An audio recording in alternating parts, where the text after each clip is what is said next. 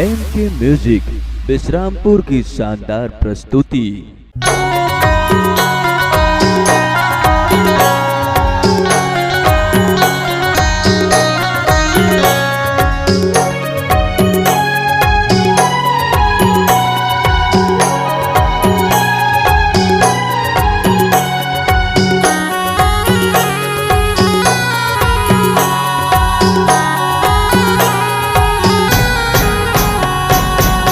कहाला में माता कहाला डूबे लागे कहाला डूबे माँ दाई कहाला ले बिसोथा नरनी दाई हे माता कहाला ले बिसोथा।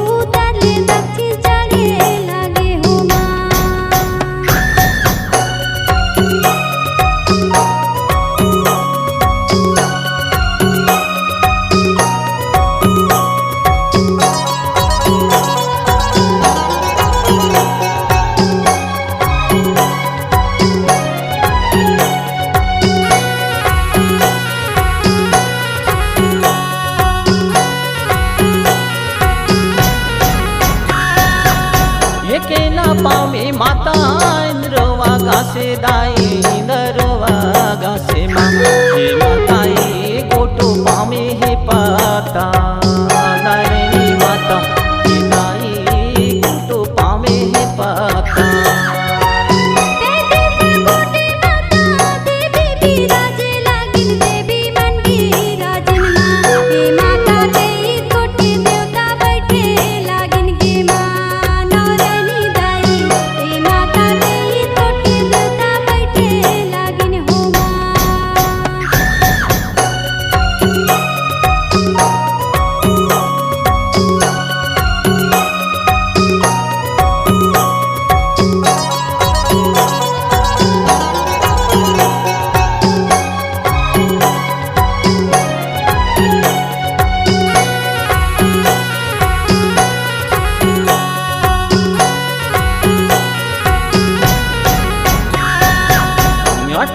कोटे माता मुनि बिराजे लागिन मुनि मन बिराजिन माँ दाई साधु रे मुनि बैठे लागिन गे माँ नारायणी दाई हे माता साधु रे मुनि बैठे लागिन गे माँ।